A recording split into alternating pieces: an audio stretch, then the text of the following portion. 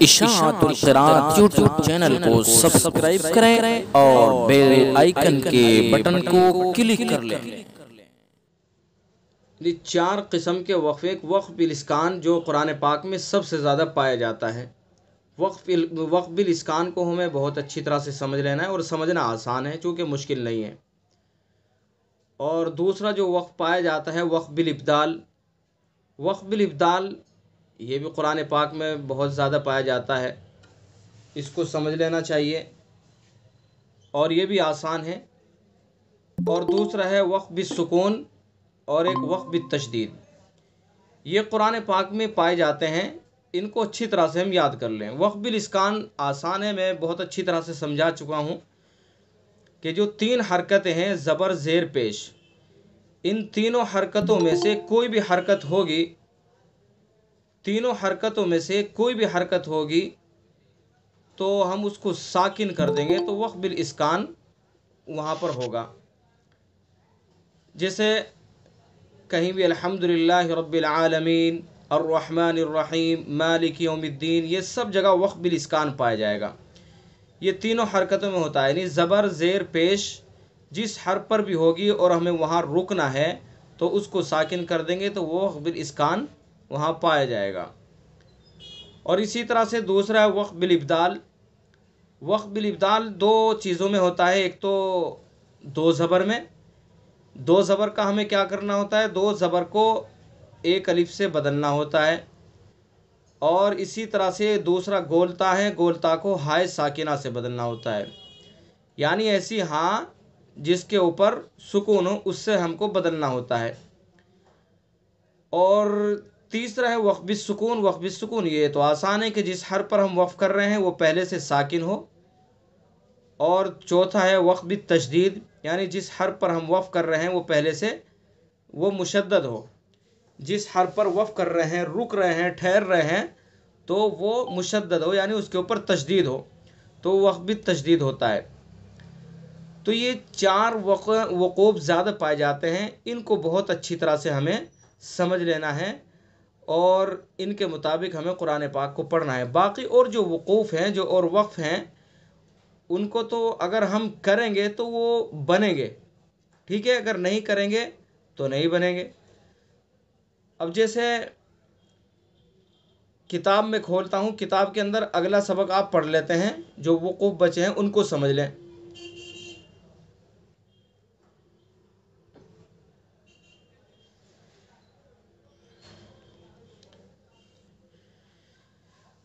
یہ چل رہا تھا بیان وقف باعتبار کیفیت کی، اس کی 8 قسمیں تھی۔ پہلی قسم تھی وقف بالاسکان۔ وقف بالاسکان وہی جو ابھی میں نے سمجھایا۔ اور دوسری قسم تھی وقف بالاشمام، تیسری وقف بالروم، چوتھا وقف بالابدال، پانچواں وقف بالسکون، چھٹا وقف بالتشدید۔ یہ 6 ہم پڑھ چکے ہیں اور سمجھ بھی چکے ہیں۔ اب 7واں ہے وقف بالاظہار، 8واں ہے وقف بالاثبات۔ وقف بالاظہار ان کو سمجھ لیں۔ وقف بالاظہار جس حرف پر وقف کیا گیا ہے وہ مدغم یا مخفی ہو۔ مدغم یعنی جس کے اندر ادغام کیا گیا ہو، جہاں ادغام کیا جائے اس کو مدغم بولتے ہیں، اور جہاں اخفا کیا جائے اس کو مخفی بولتے ہیں۔ دیکھیں، ایک ہوتا ہے مدغم، ایک ہوتا ہے مدغم فی۔ جس کا ادغام کیا جائے وہ مدغم، اور جس میں ادغام کیا جائے وہ مدغم فی۔ تو یہاں تو ہمیں وقف سمجھنا ہے کہ جس حرف پر وقف کیا گیا ہے وہ مدغم یا مخفی ہو۔ جیسے مثال دیے یلحظ ذالک، یلحظ ذالک، سا کا ذال میں ادغام کیا ہے، یہ کون سا ادغام ہے؟ یہ ادغام مثلین ہے، یہ ادغام مثلین ہے۔ یہ یلحظ ذالک، یہ نہیں ادغام مثلین نہیں بلکہ یہ ادغام متجانسین ہے، ادغام متجانسین۔ آپ نے ادغام متجانسین پڑھا نہیں ہے، اس کو میں آپ کو سمجھاؤں گا کسی موقع پر۔ ادغام مثلین آپ نے پڑھا ہے، ادغام مثلین کہتے ہیں کہ ایک حرف مکرر آ جائے، جیسے میم کا میم میں ادغام، میم ساکن اور اس کے بعد دوسرا میم تو ادغام مثلین، دال کے بعد دوسرا دال آ جائے تو ادغام مثلین، یعنی ایک حرف ڈبل آ جائے، مکرر آ جائے تو وہ ادغام مثلین کہلاتا ہے۔ اور اسی طرح سے اگر ایک مخرج کے دو حرف ہوں، یعنی ایک مخرج ہے اور دو حرف ہیں، جیسے دال ہے، دال کا مخرج ہے زبان کی نوک اور ثنا علیہ کی جڑ، اور اسی مخرج کا دوسرا حرف ہے تا، تا کا بھی مخرج ہے زبان کی نوک ثنا علیہ کی جڑ، اور اسی طرح سے اسی مخرج کا تیسرا حرف ہے طا، طا کا بھی مخرج ہے، تا دال طا تینوں کا مخرج ایک ہے۔ اسی طرح سے سا، زال، ظا تینوں کا مخرج ایک ہے۔ سا کا مخرج زبان کی نوک اور ثنا علیہ کا کنارہ، زال کا بھی وہی ہے کہ زبان کی نوک ثنا علیہ کا کنارہ، اور ظا کا بھی وہی ہے زبان کی نوک ثنا علیہ کا کنارہ۔ تو ایک مخرج کے دو حرف آ جائیں، پہلا ساکن دوسرا متحرک، تو وہاں کیا ہوگا؟ ادغام متجانسین۔ کیا کہیں گے؟ ادغام متجانسین۔ ابھی سرسری سمجھے، تفصیل سے اس کو بعد میں سمجھا دوں گا۔ تو یہاں پر یلحظ ذالک میں سا ہے، سا کا ذال میں ادغام کیا ہے۔ حرف تو مکرر نہیں ہے لیکن مخرج ایک ہے، سا کا بھی مخرج وہی ہے، ذال کا بھی مخرج وہی ہے، تو سا کا ادغام ذال میں کیا گیا ہے۔ یلحظ ذالک، یہاں ہمیں کیا سمجھنا ہے؟ وقف سمجھنا ہے۔ تو یلحظ یہ کیا ہے؟ مدغم، یعنی سا کا ادغام کیا جا رہا ہے ذال میں، تو یلحظ یہ سا ہوا مدغم، اور ذال میں اس کا ادغام کیا جا رہا ہے، ذال ہوا مدغم فی، یعنی جس میں ادغام کیا جائے وہ مدغم فی کہلاتا ہے۔ تو یلحظ ذالک یہاں پر ادغام ہے، تو اگر کسی وجہ سے ہم نے یلحظ پر وقف کر دیا جو مدغم ہے، تو یلحظ پر اگر وقف کر دیا تو یہاں پر کون سا وقف ہوگا؟ وقف بالاظہار۔ یہ سمجھنا ہے ہمیں کہ جس حرف پر وقف کیا جا رہا ہے وہ مدغم ہو یا مخفی ہو۔ یہ ادغام کی مثال دی ہے انہوں نے۔ چلیے میں آپ کو اور اچھی طرح سے سورت کھولتا ہوں، سورت کے اندر سمجھا دیتا ہوں، وہاں اور آسان طریقے سے سمجھا جائے گا۔ یہاں پر کوئی سورت نکال لیتے ہیں جس میں ادغام ہو یا اخفا ہو۔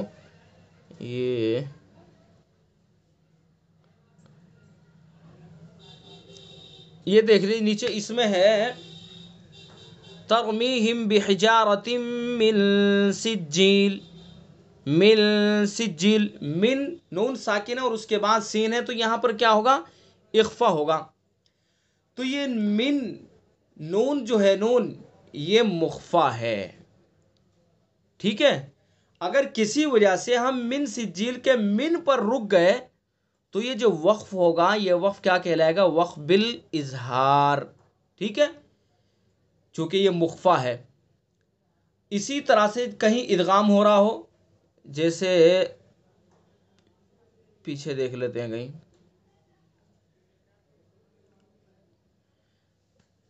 ہاں یہ دیکھ لیجئے اس میں فَمَن يَعْمَلْ، فَمَن يَعْمَلْ، اس میں نون ساکن اور اس کے بعد یا ہے جو ادغام کے حروف میں سے، یومن کے ادغام ناقص کے حروف میں سے، تو ادغام ہو رہا ہے یہاں پر۔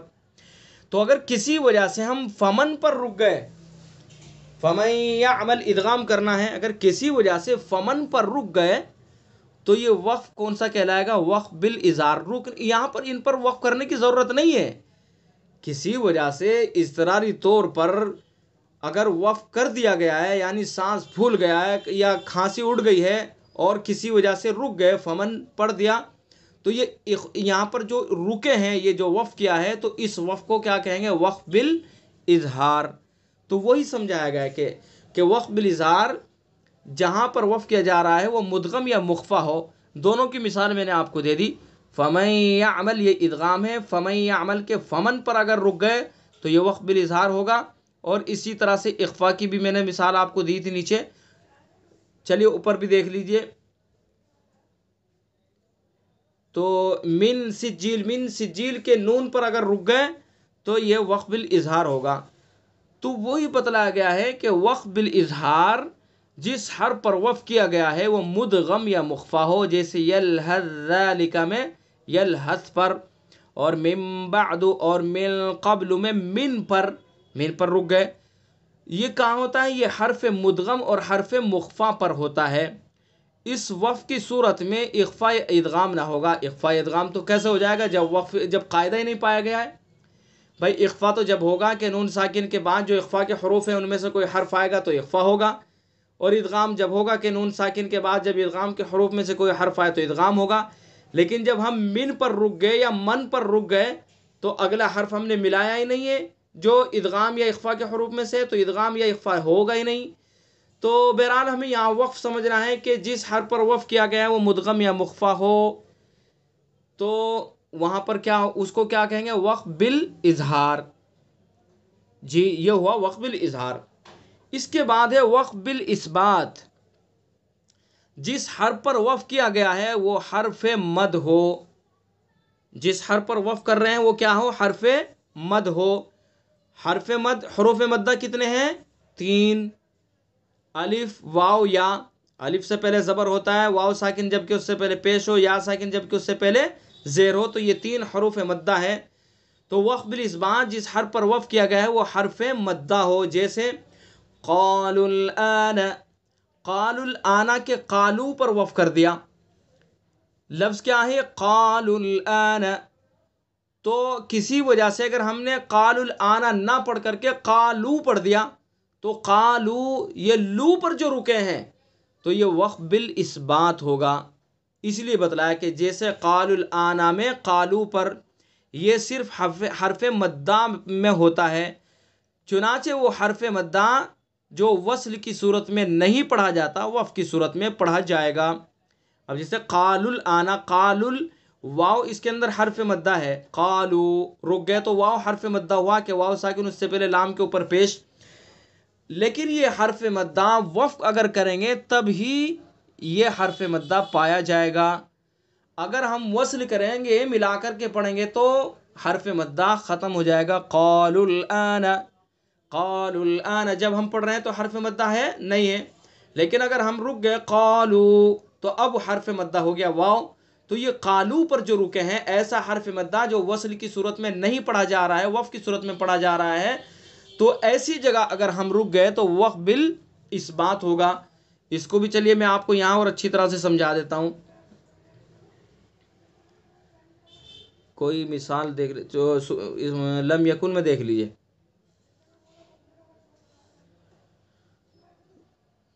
یہ دیکھیے اس میں ہے حنفاء وَيُقِيمُوا الصَّلَاةَ وَيُؤْتُوا الزَّكَاةَ۔ دیکھیے وَيُقِيمُوا الصَّلَاةَ، وَيُقِيمُوا الصَّلَاةَ کیا ہے؟ یقیمو، اگر ہم وقف کریں گے یقیمو پر تو کیا پڑھ جائے گا؟ یقیمو۔ وقف کر دیا تو واو حرف مدہ اس کے اندر پایا جائے گا، اور یہاں پر وقف اگر ہم نے کیا تو یہ وقف بالاثبات ہوگا۔ اور یہ ایسا حرف مدہ ہے کہ ملا کر کے پڑھ رہے ہیں تو یہ حرف مدہ نہیں بن رہا ہے، اگر رک رہے ہیں تو حرف مدہ بن رہا ہے، جیسے وَيُقِيمُ الصَّلَاةَ ملا کر کے پڑھا ہے تو کوئی حرف مدہ نہیں ہے، اور اگر ہم نے وقف کر دیا وَيُقِيمُ اب وہ حرف مدہ ہو گیا۔ اسی طرح سے وَيُؤْتُوا الزَّكَاةَ، وَيُؤْتُوا الزَّكَاةَ وصل کر رہے ہیں تو حرف مدہ نہیں ہے، اور وقف کر رہے ہیں وَيُؤْتُوا تو حرف مدہ واو ہو گیا۔ تو ایسا حرف مدہ جو وصل کی صورت میں نہیں پڑھا جاتا وقف کی صورت میں پڑھا جاتا ہے، تو اس حرف مدہ پر اگر رکیں گے ٹھہریں گے تو وقف بالاثبات ہوگا۔ اسی طرح سے اوپر وَمَا تَفَرَّقَ الَّذِينَ أُوتُوا الْكِتَابَ، اگر ہم رک گئے وَمَا تَفَرَّقَ الَّذِينَ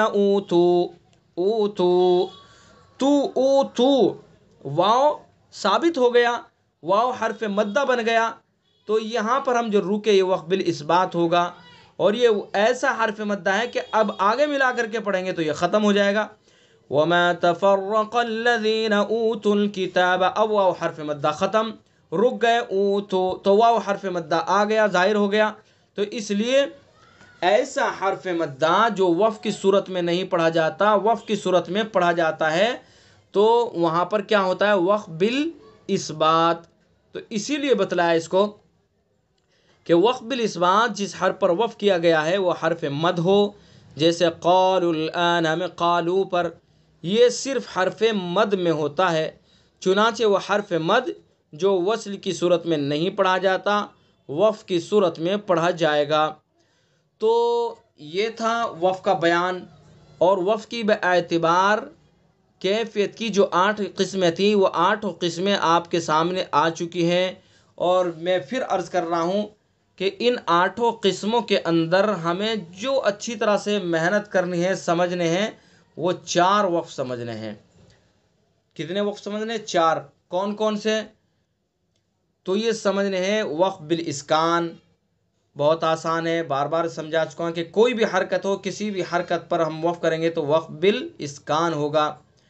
اور دوسرا ہے وقف بالابدال۔ وقف بالابدال 2 زبر کو ہم الف سے پڑھیں گے، الف سے بدل دیں گے، اور گول تا کو ہائے ساکنہ سے بدل دیں گے۔ اور اسی طرح سے دوسرا وقف بالسکون، جس حرف پر وقف کر رہے ہیں تو وہ پہلے سے ساکن ہو۔ اور چوتھا ہے وقف بالتشدید، جس حرف پر وقف کر رہے ہیں وہ مشدد ہو، جیسے مستقر، مستقر، ٹھیک ہے، این المفر، ٹھیک ہے، یعنی جس حرف پر وقف کر رہے ہیں اس کے اوپر تشدید ہو تو وقف بالتشدید ہوگا۔ اور ونحر، جس حرف پر وقف کر رہے ہیں وہ پہلے سے ساکن ہو تو وہ وقف بالسکون ہوگا۔ اس کو اور اچھی طرح سے میں آپ کو صورت میں سمجھا دیتا ہوں، امید تو یہ کرتا ہوں کہ آپ اچھی طرح سے سمجھ گئے ہوں گے، لیکن پھر سے میں اور اچھی طرح سے آپ کو سمجھا دیتا ہوں، چونکہ ہمیں مشق بھی کرنی صورت کی، اور ساتھ ہی ساتھ جو ہے اس کو ہم سمجھ بھی لیں گے۔ دیکھیے سورۃ القاریہ ہم نے کھولی ہے۔ القاریہ، بتائیے کون سا وقف ہوگا اس میں؟ بولیے گا آپ حضرات۔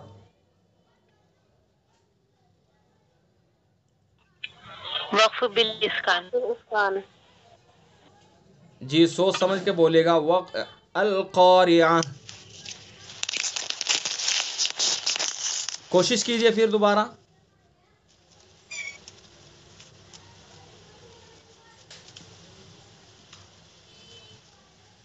گول تا ہے، گول تا کو ہم کس سے بدل رہے ہیں؟ القاریہ، وقف بالابدال۔ ہاں وقف بالابدال، گول تا ہے، گول تا کو ہم ہائے ساکنہ سے بدل لیں، یعنی ایسی ہاں جس کے اوپر سکون ہو اس سے ہم بدل رہے ہیں، تو اس لیے اس کے اندر کیا ہوگا؟ وقف بالابدال۔ القاریہ، ما القاریہ، وما ادراک ما القاریہ، ان تینوں کے اندر وقف بالابدال ہوگا۔ یہی تو پڑھا نا، حرف موقوف کے 2 زبر کو الف سے بدلنا ہے۔ 2 زبر کی مثال دیکھیں، والعادیات ضبحا، کیا ہے؟ ضبحا، فالموریات، ہاں کے اوپر 2 زبر ہیں، ہم نے وقف کیا تو 2 زبر کو ہم نے کس سے بدل دیا؟ الف سے، تو یہ وقف بالابدال ہوا۔ والعادیات ضبحا، فالموریات قدحا، فالمغیرات صبحا، فأثرن به نقعا، فوسطن به جمعا۔ ان 5 آیات کے اندر جو وقف ہوا ہے وقف بالابدال ہوا، چونکہ 2 زبر ہیں، 2 زبر کو ہم نے الف سے بدلا ہے، ٹھیک ہے۔ اب آگے دیکھیے، ان الانسان لربه لکنود، اب اس میں بتائیے کون سا وقف ہوا؟ لکنود میں بتائیے۔ وقف بالاسکان۔ جی وقف بالاسکان، وقف بالاسکان ہوا، چونکہ حرکت ہے اور حرکت کو ہم نے ساکن کر دیا تو اس لیے وقف بالاسکان ہوا۔ وَإِنَّهُ عَلَى ذَلِكَ لَشَهِيدٌ وَإِنَّهُ لِحُبِّ الْخَيْرِ لَشَدِيدٌ، ان سب میں وقف بالاسکان ہوگا۔ اوپر دیکھیے، وَمَن يَعْمَلْ مِثْقَالَ ذَرَّةٍ شَرًّا يَرَهُ، يَرَهُ اس کے اندر کون سا وقف ہوا؟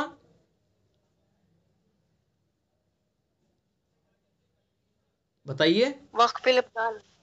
وقف بالابدال ہے۔ نہیں دیکھیے اور سمجھیے، گولتا نہیں ہے، شرعیہ میں گولتا نہیں ہے، یہی چیز سمجھنی ہے ہمیں۔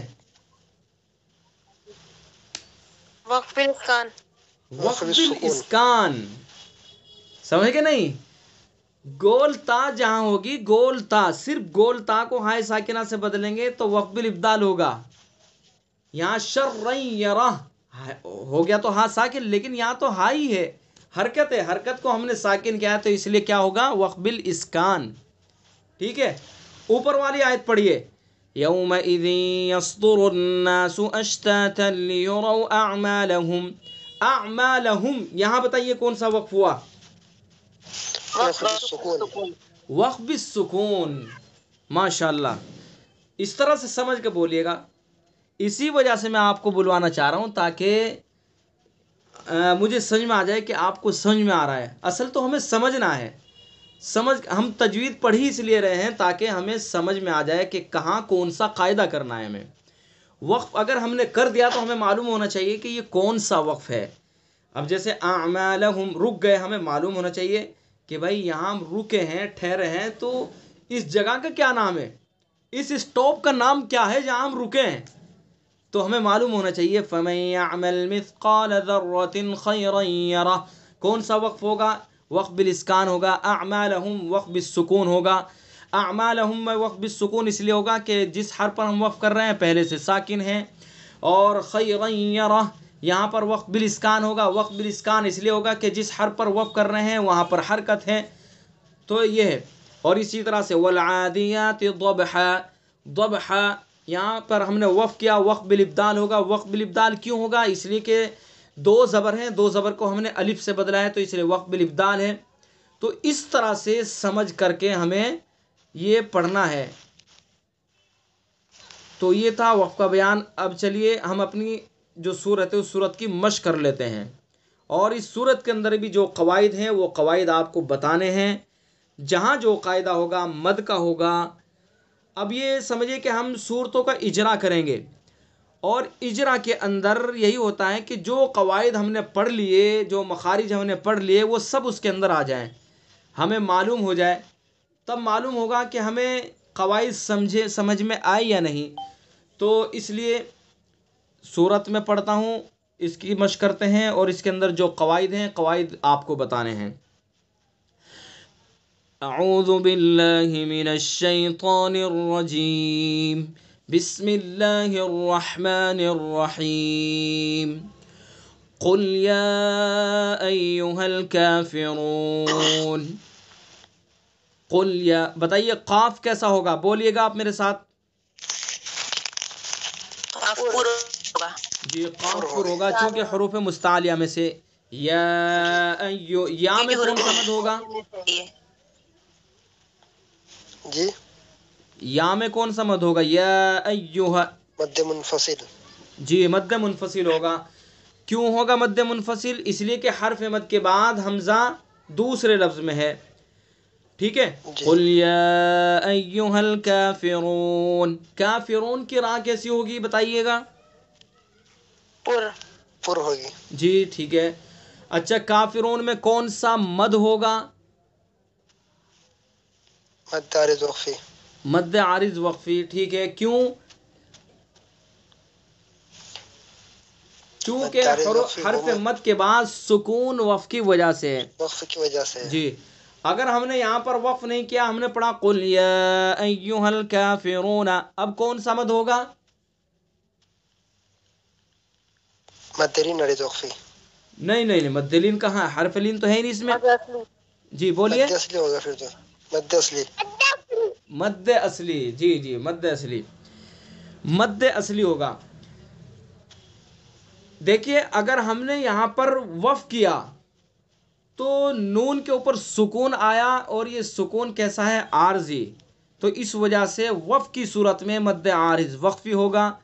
अगर वक्फ नहीं किया है, वस्ल किया है काफिरून ला, तो अब यहाँ पर वाव हर्फ मद्दा है, वाव हर्फ मद्दा के बाद ना हमजा है ना सुकून है, तो इसलिए अब मद्दे असली होगा। ये अच्छी तरह से ये चीज़ें हमें समझ लेनी है। कुल या अय्युहल काफिरून, वक्फ कौन सा होगा इसमें? वक्फ वक्फ वक्फ बिल इस्कान। जी, वक्फ बिल इस्कान, वक्फ बिल इस्कान। ला अअबुदु मा तअबुदून, ला में कौन सा मद होगा?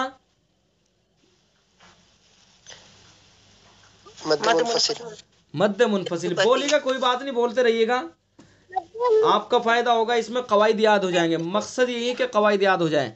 ला अअबुदु मा तअबुदून, ولا انتم عابدون ما اعبد. انتم میں بتائیے کون سا قاعدہ ہوگا؟ اخفا. اخفا. اخفا ہو گیا اس میں. اخفا ہوگا. اور تم عابدون، انتم عابدون میں بتائیے کون سا قاعدہ ہوگا؟ اظہار. اظہار. کون سا اظہار یہ بھی بتائیے گا؟ اظہار شفوی. اظہار شفوی. ماشاء اللہ. ہاں یہی چیز ہے، یاد ہونی چاہیے اس طرح سے. ولا انتم عابدون ما اعبد. ولا. اچھا ما اعبد کون سا وقف ہوگا اس میں؟ مد منفصل ہے. وقف پوچھا میں نے. ماں میں نہیں، ما اعبد جو ہم نے وقف کیا ہے، ما اعبد، تو کون سا وقف ہوگا؟ وقف بالاسکان. وقف بالاسکان ہے. جی جی. سکون پہ. ولا انا عابد ما عبدتم. عبدتم میں بتائیے کون سا وقف ہوگا؟ وقف بالسکون. جی جی. یہ بچہ کون بول رہا ہے؟ ولا انا عابد ما عبدتم. عابدم میں کون سا قاعدہ ہوگا؟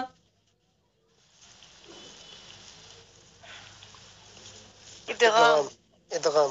جی ادغام. مثل پورا نام بتایا کیجئے، چونکہ ادغام دیکھیں ادغام ناقص بھی ہے، ادغام تام بھی ہے، ادغام ناقص. ہاں جہاں بھی ادغام ہوگا جو اس کا نام ہوگا وہ پورا نام بتائیں گے تو سمجھ میں آئے گا. چونکہ ادغام تام بھی ہے، ادغام ناقص بھی ہے، ادغام مثلین بھی ہے، ادغام متجانسین بھی ہے، متقاربین ہے. یہ سارے ادغام میں آپ کو سمجھا دوں گا، لیکن فی الحال جو ہم نے پڑھ لیے ہیں ان میں بھی ان کا جو نام ہے وہ نام ہمیں پورا بتایا جائے تاکہ سمجھ میں آئے کہ کون سا ادغام ہے. ٹھیک ہے. ادغام ناقص ہوگا چونکہ تنوین کے بعد یومن کے 4 حرفوں میں سے میم ہے. چلیے آگے. ولا انتم عابدون ما اعبد. ما اعبد دال کے اندر قلقلہ ہوگا. قلقلہ. چلیے قلقلہ کا میں یہ قلقلہ اور ادغام ان کو اگلی کلاس کے اندر میں اچھی طرح سے سمجھا دوں گا آپ کو. لکم دینکم ولی دین. لکم دینکم بتائیے کون سا قاعدہ ہوگا؟ لکم دینکم. ادغام ہوگا. ادغام تام لکم میں. اظہار. اظہار ہوگا. اظہار شفوی. میم ساکن ہے اور میم ساکن کے بعد دال ہے تو اس لیے اظہار شفوی ہوگا. کوئی بات نہیں ہے، آپ اگر غلط بھی بول رہے ہیں کوئی دقت کی بات نہیں ہے، چونکہ ہم سیکھ رہے ہیں. غلط بولیں گے اس کے اوپر پھر غور کریں گے تو دوسری بار اس کو صحیح بول لیں گے. تو اس لیے ٹینشن لینے کی ضرورت نہیں ہے کہ بھائی میں نے غلط بتلا دیا. کوئی نہیں، بولیے، آپ غلط بولیں یا صحیح بولیے. غلط بولیں گے صحیح ہو جائے گا، صحیح بولیں گے تو صحیح رہے گا. تو سیکھ رہے ہیں، چونکہ ہمارا کام ہے اس وقت سیکھنے کا، سیکھنے سکھانے کا ہمارا کام ہے، تو ہمیں سیکھنا ہے. لکم دینکم ولی دین. صدق اللہ العظیم. تو آج کی کلاس یہ رہی. کتاب ہماری یہ مکمل ہو چکی ہے، لیکن اب ہم صورتوں کا ایک دو صورتوں کی اس طرح سے مشق کرتے رہیں گے اور ان کا اجرا کرتے رہیں گے. دیکھیے اجرا کے اندر جس طرح سے قواعد آپ بتا رہے ہیں یہ قواعد آپ بتائیں گے اچھی طرح سے، لیکن قواعد کے ساتھ ساتھ اب آپ مخارج بھی اچھی طرح سے ذہن نشین کر کے آئیں، مخارج بھی یاد کر لیں. تو مخارج بھی آپ بتائیں گے اسی طرح سے. مخارج یاد کر لینا، دوبارہ ریپیٹ کر لینا اور مشورہ کر لیں گے.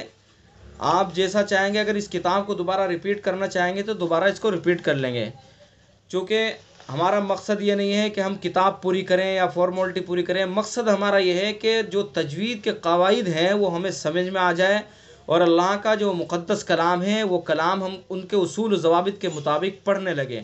مقصد ہمارا صرف اور صرف یہی ہے کہ اللہ کا کلام اس کے اصول و ضوابط کے مطابق پڑھنا ہمیں آ جائے اور اس کے مطابق تجوید کے مطابق ہم قرآن پاک پڑھیں. تو اس لیے اگر آپ ریپیٹ کرنے کے لیے کہیں گے تو اس کتاب کو ریپیٹ بھی کر لیا جائے گا، لیکن ساتھ ساتھ صورتوں کا اجرا چلتا رہے گا. اجرا کے اندر وہ تمام قواعد ریپیٹ ہو جائیں گے جو ہم نے پڑھ لیے. اور ہر ایک بولنے کی کوشش کریں، ہر ایک بتانے کی کوشش کریں، چاہے وہ صحیح ہو چاہے غلط ہو. غلط بتائیں گے تو اس کی اصلاح ہو جائے گی اور صحیح بتائیں گے تو وہ صحیح رہے گا. ہمیں اور ہمارا حوصلہ بھی بن جائے گا، کانفیڈنس ہو جائے گا کہ ہمیں ہم نے قاعدہ صحیح بتایا اور غلط بتایا تو اس کی اصلاح ہو جائے گی. تو اس لیے کوشش کریں, محنت کریں, انشاءاللہ آپ محنت کرتے رہیں گے تو قواعد آپ کو یاد ہو جائیں گے. تو ٹھیک ہے, آج کی کلاس ہم یہیں پر موقوف کرتے ہیں. ریپیٹ کر دیجیے. جی ایک بار اور ریپیٹ کر دیجیے. ٹھیک ہے, بہتر انشاءاللہ کر لیں گے. اشاعت القراءت یوٹیوب چینل کو سبسکرائب کریں اور بیل آئیکن کے بٹن کو کلک کر لیں.